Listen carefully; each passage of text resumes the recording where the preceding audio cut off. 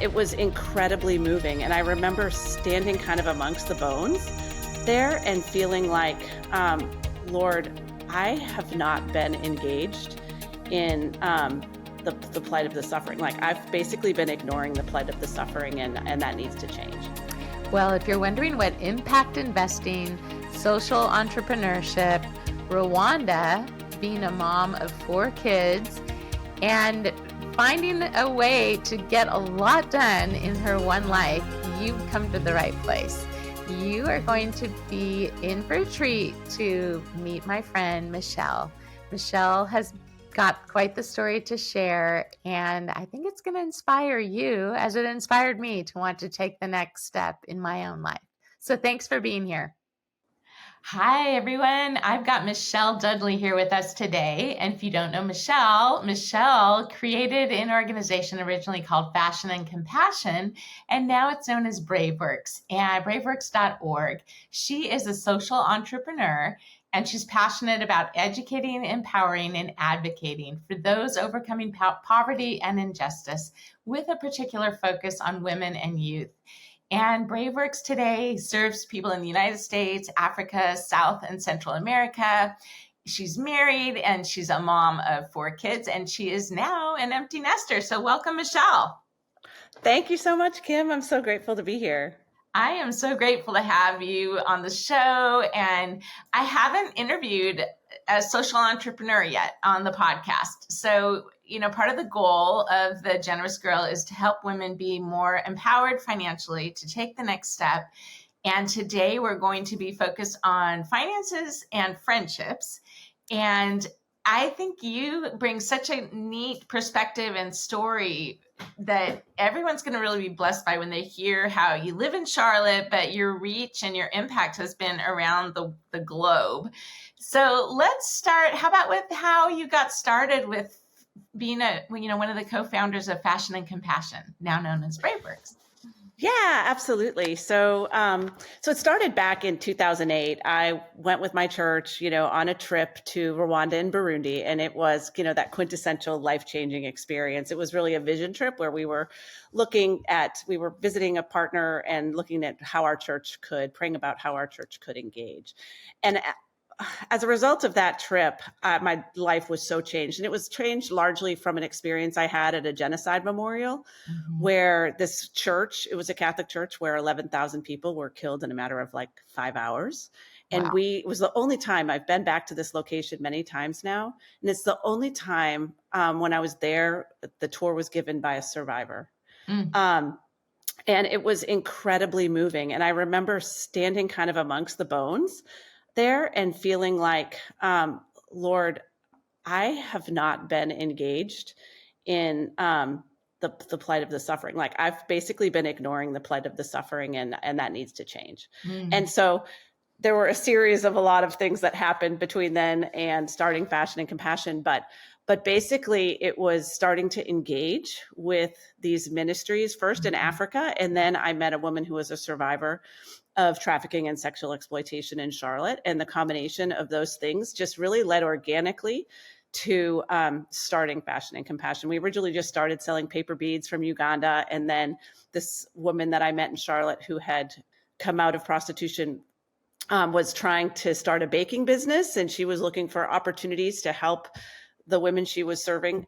She was trying to help other women basically move away from prostitution. And she was always looking for job opportunities. So I said, what if we took these broken paper bead necklaces I've accumulated from these sales, and then these beautiful Ethiopian crosses I'd picked up on a trip, and what if we hire them to put them together? And that was kind of the genesis. And so anyway, and then it's just been a joy to just see God at work. I'm through just different things over the years that I've had the opportunity to be a part of starting. So wonderful. So if you've done the Strengths Finder or Myers-Briggs, tell everybody your personality, your temperament. Yeah. Well, if you're familiar with the Enneagram, I'm like a 7 wing 8. Okay. So, yes. And then on a challenger. Yeah. I like to do a lot of different things. Mm-hmm. So that's kind of definitely shows up in when you look at like kind of the different things. I've had my hands in a lot of different things, and I like it that way. Yes. And then on the Strengths Finder, my top, I'm definitely learner, connector, belief. I'm trying to think of what some of the no, that's helpful. I just think because sometimes when people have a heart and God's, laid something on their heart that, like you said, you really hadn't been involved in the plight of the suffering, it is challenging to know, how do I even take that next step? So I'd love for you to encourage the listener who has the heart and doesn't know how to get started. What would you say to them? Because you were telling me in the pre-conversation, a lot of these just started organically. Like you didn't really have the plan or the strategy, and then through conversations and. Yes, everything that I've been engaged in has started organically, and it's a part of a process of listening and putting yourself in spaces where you can meet people that are different from yourselves and have different experiences, right? So, so the first thing was that trip, right? It exposed me to an incredible African leader. His name's Celestin Musakura, who's become a dear friend. And it was partly my journey with him, as well as getting to know the pastor's wife at the church I was at the time, and that led to that. But then on my second trip to Africa, I met a young man, and we became friends, and he ended up 2 years later having a daughter who was blind. And then we walked alongside him and his family and ended up helping him start a small school for the blind in Rwanda. Wow. And then I heard an inspirational speaker here in Charlotte. I was at just a really small event that Steve Smith, former Carolina Panther, was speaking at and talking about how he was basically purchasing homes and gentrifying communities, fixing them up, and then partnering with local nonprofits to move families, mostly single moms, transitioning out of homelessness into them. And I was like, oh my gosh, that's brilliant. And that's a way to like actually invest and make a difference. And so then I kind of filed it away. And when I got a little bit of an inheritance from one of my parents, I was like, this is what I want to do with that money, is invest to make a difference. So it's a little bit of, I think, being in relationship with people, especially people outside of your maybe normal proximity, putting yourself proximate to people that are different from yourself, and then listening and being open to what God may do. What he may do. And then listening to those nudges. I joke with my husband. Sometimes I'm like, oh, I had this idea today.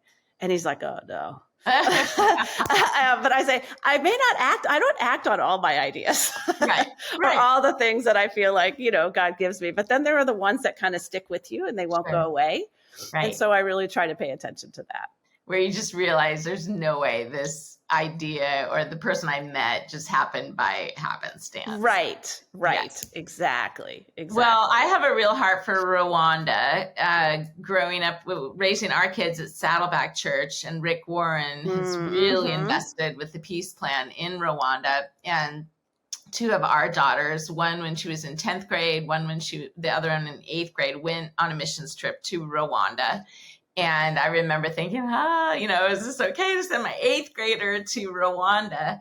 But just the level of exposure that they had with going to hospitals with AIDS patients and the stories of the genocide. And like you said, the matter of time, how quickly so many people lost loved ones. And Immaculée, the book Left to Tell. Yes, I've read this. Yes, that's an incredible story of hiding everybody in the bathroom. And she came and spoke. So it is so remarkable what people live through, and we have no idea often. And there's so much to learn, so many ways. And if our little life that is not little in God's eyes, but as we're on this planet, as we were available and generous with our time, talents, treasures, he's just able to do, so much through our one little life. And again, I don't even like to call it little because it's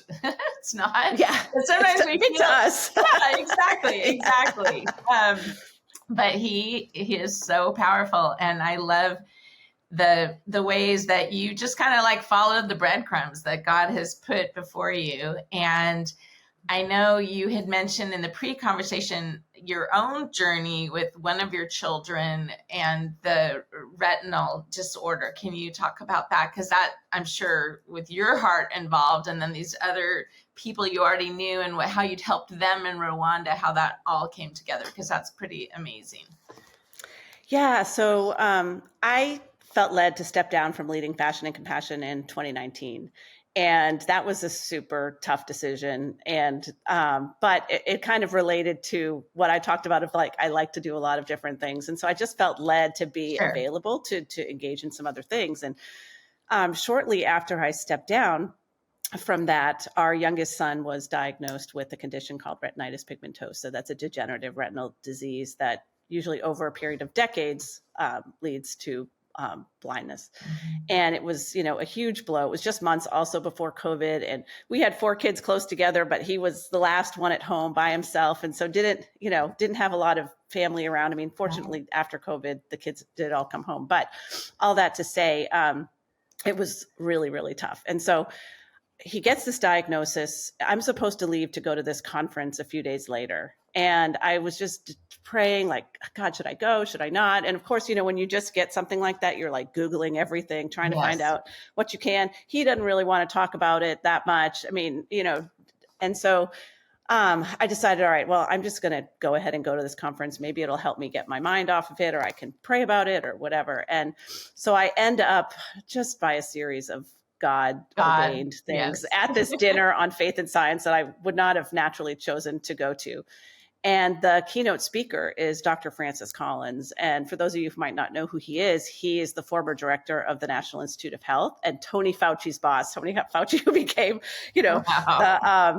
the household name. This is before COVID. This is just a few months before COVID. But and he basically is probably the most, at the time that I met with him, and still today, he's super influential, is the most influential person in biomedical and genetic research in the world. I mean, and super smart and knowledgeable.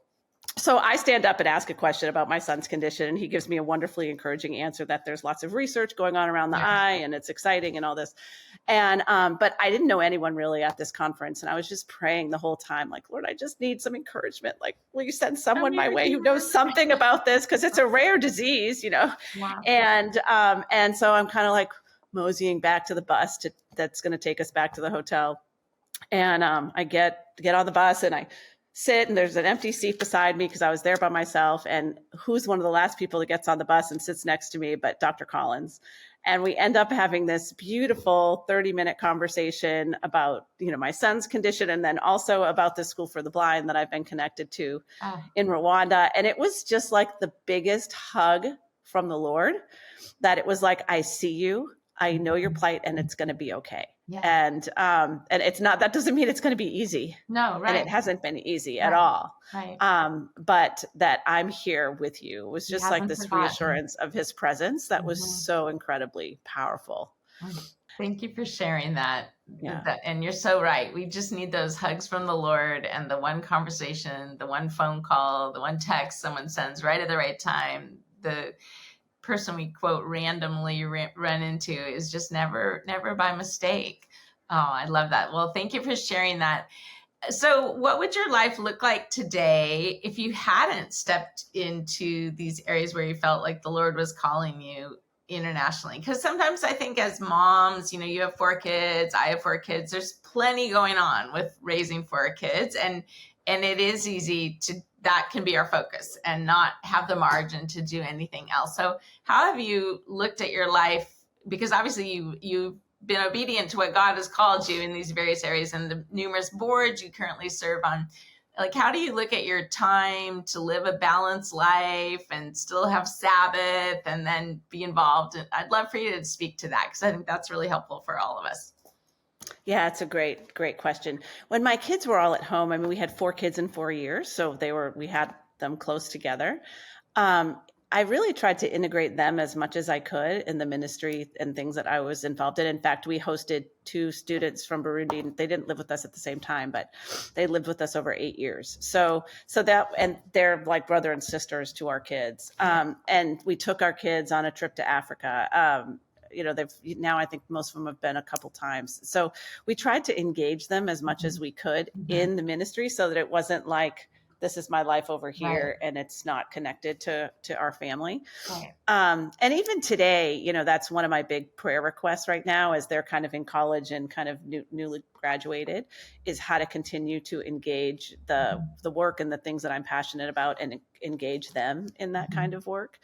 And, as far as it can be a challenge. I sometimes stack my travel schedule. I've kind of become known as someone who travels a lot, which is kind of dangerous, because then you get asked to go on more travel things. I don't know how that works, but anyway, so so that makes things a little bit challenging, because they tend to come in bunches together. And so that's something I actually need to really learn and improve my discipline around, because then it makes my time when I'm at home more chaotic, because I'm trying to get all this stuff done. Right. So I'm kind of in a busy travel time right now, but anyway, but really, what I love, I don't know, we talked about this a little bit before, but there's a wonderful organization called Praxis. The website's praxislabs.org, and they have this rule of life, which is kind of an ancient, maybe ancient isn't the right word, but I believe it's from it's like a Catholic tradition, maybe originally, or started by some monks. And I'm not speaking to the origins really properly, but it's essentially a set of principles that you strive to live your life by. And they have a wonderful six principles, and that include, time off of devices, and Sabbath, and even using your platform to speak up for others who may not have the same access that you have. And so I look at it as, when I read it, it's like it feels unattainable in a lot of ways, but I look at it as kind of aspirational in terms of something that I'm working toward and always can improve, can improve on, if that makes sense. Well, I think you and I, having 4 kids, you have 4 kids, I have 4 kids. And then the challenge, both of ours, our groups of kids are all raised now. It was a challenge when they were little to try to, here for me living in Orange County, trying to raise the kids and know that it's not reality everywhere. Orange County is quite different than Tijuana, 45 minutes away kind of thing. And how do we teach our kids by talking about it and everything, but is there a way we can actually bring them there so they can see things that no matter what we say? I had a friend, she was kind of like an assistant who helped me at one of my jobs, and her 3-year-old granddaughter, she was helping her, finish her dinner. And she's like, you need to finish up because, there are starving people around the world. And the little 3-year-old's like, well, why don't we mail the food to them then? Just like a little simple. So and one time, it reminds me, I met this plastic surgeon in Newport Beach, and he had teenagers, and really successful practice. And I asked him, have you taken your kids? Because he could do cleft palate surgeries and all the things as a plastic surgeon. And he's like, no, I'm just kind of afraid for them to be traveling as teenagers, and I'll wait till they get older. And that made me sad, because I feel like it's so formative, and there's so much that our kids can learn by seeing how 95% of the world lives quite differently than those of us here in the United States. And I think fear holds us back for sure with wanting to protect our kids. And I think I shared this story on one of the really early podcasts, but we had gone down to Mexico, southern Mexico, Chiapas, and my daughter saw a mother giving a pear that was in a gutter to one of her little 3-year-old. And he just took it and ate it and was grateful and said thank you. And my daughter ended up writing an essay at her public school in junior high about how we never see that. That would never happen here. And, I could have preached till I was blue about being generous and grateful for the food. But the fact that she saw, I didn't even see that happen, even though we were all walking together in this little city.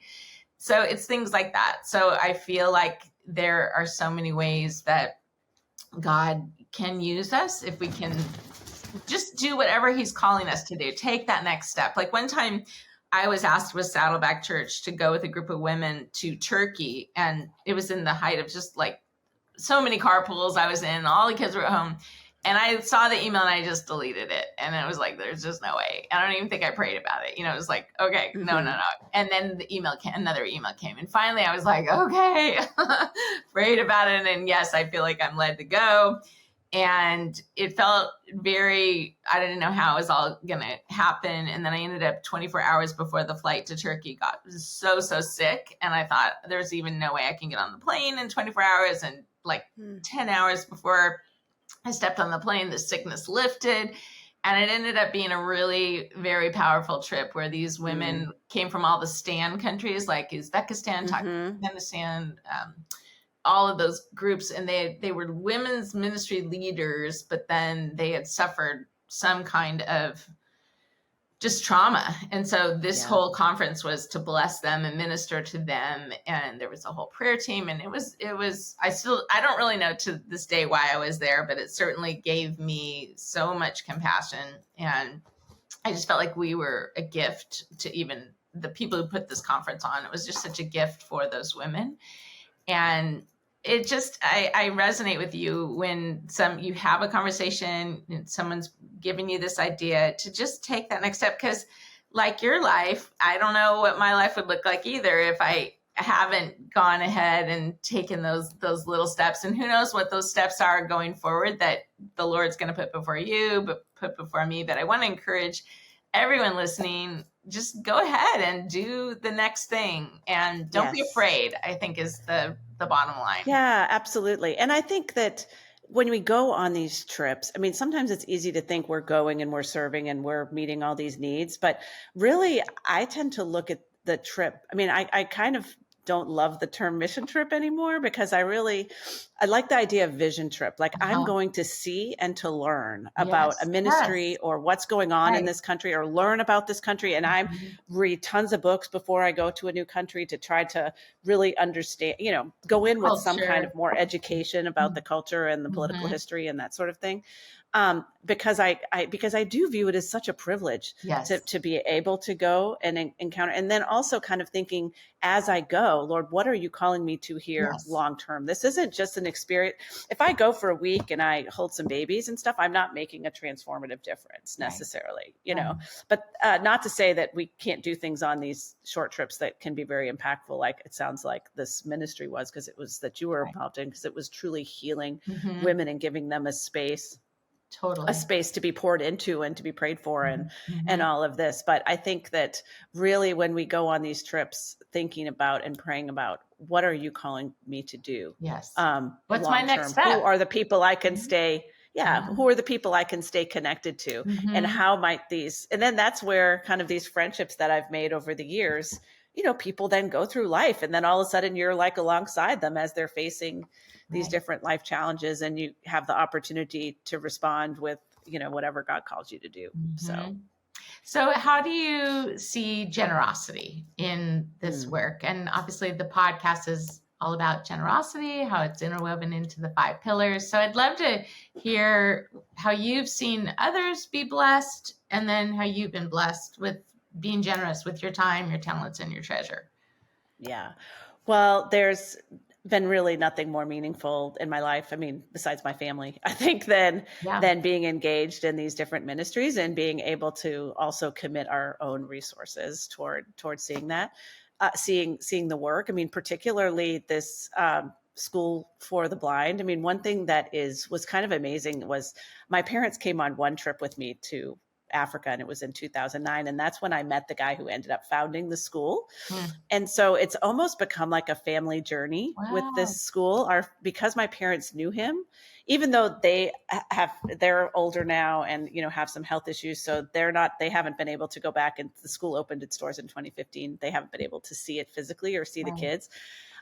It's just been such a beautiful thing for just our extended family to be a part of, we've been kind of a key financial giver to this school for a long time, since the beginning. So that's been really, really meaningful. And I think the thing that I need to do personally is I really try to stay connected to communities of givers, or experiences that challenge me in my relationship to money. I grew up in a family that was very focused on money. Both my parents grew up without much, but then my dad really basically decided that he was going to change that in his own life, and worked extremely hard and invested well, and so it was a big part of our life.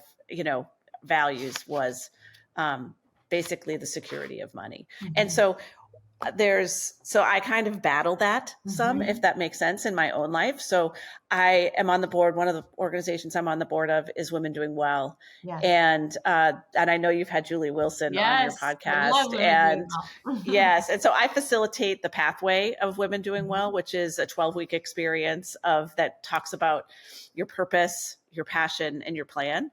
And that has really kind of helped keep me grounded in terms of what's really important and my own personal relationship with money, and really making the choice daily to release and to trust God with that. That's been super helpful and really, really encouraging. And then the other thing that I've been particularly growing in with our generosity in the last few years is I've been really educating myself around impact investing. I mentioned that that we've purchased some units here in Charlotte that we're partnering with some local ministries that are helping families transition out of homelessness. And I view that as kind of like an impact investment. It's a way to make an investment that's also serving. Right. And then I've tried to kind of explore, how can we transition to, I think that we've fallen into the world's trap around investing, where we have a financial advisor or we invest in all these mutual funds, but we don't really, a lot of times the things we're invested in are actually undoing the very things we're trying to do with our philanthropy and our giving. And so, and usually our investments are a lot larger than our giving. And so, Well, give an example of what you mean by that. Yeah. So, well, take a foundation or a foundation. Say we have a small family foundation. We only have to give away 5% of our giving. Of our endowment essentially per year. But 95% of it is invested somehow, right?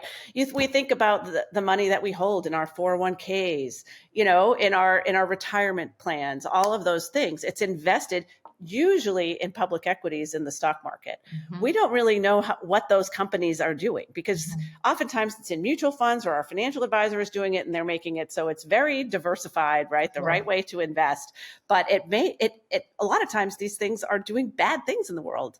And a friend of mine, she actually hired someone to basically analyze she did it for her foundation, but to analyze all of the giving. And she found that she was like investing in the very thing she was trying to that they were contrary. So actually there's a few of us that are getting together, and we're going to pilot really trying to help. It can be scary as a woman when you start entering some of these spaces. This is how I felt, that there's a lot of men, and I don't know all the terms. I don't know how to do this impact investing, especially if you start looking at investing in ventures or private equity type of things.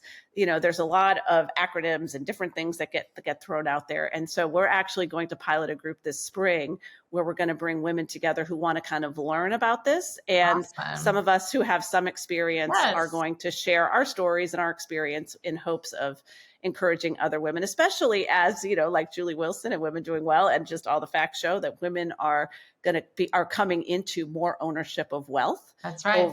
They already own more of the wealth, and it's only going to grow. And so we really need to be empowered to steward it well, and steward it in ways that are going to make a difference for the kingdom and the world in positive ways. So I think it's a really exciting frontier that is, but it can be scary too when you look at your own.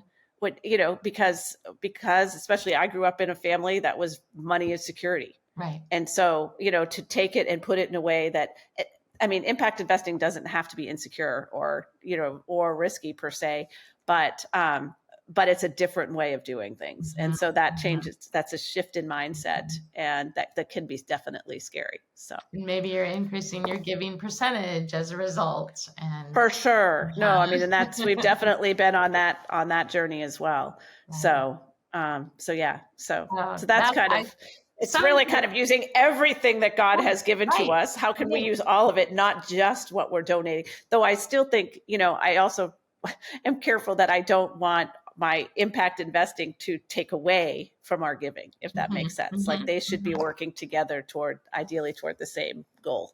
Right.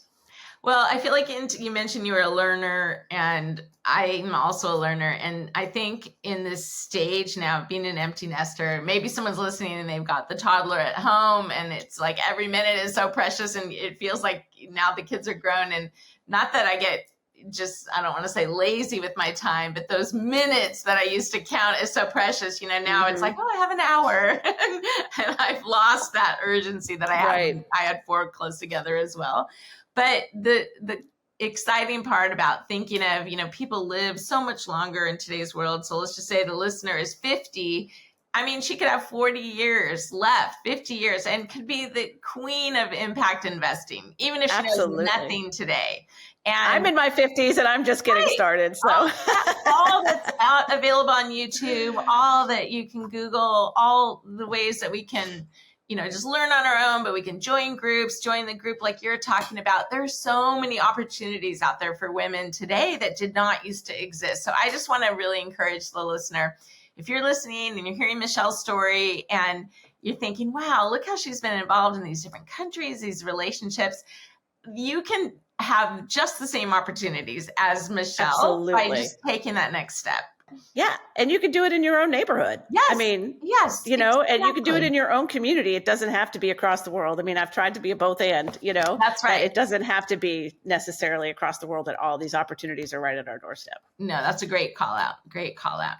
Okay. So what we always wrap up with the, favorite book and favorite Bible verse and a recent bargain. But is there any book that when you're talking about impact investing that you would also say would be a great book for someone to read? There's a book written by Andy Crouch that I actually read in the fall, but I encouraged my son to read it. And we had this hour-long conversation on Sunday about it.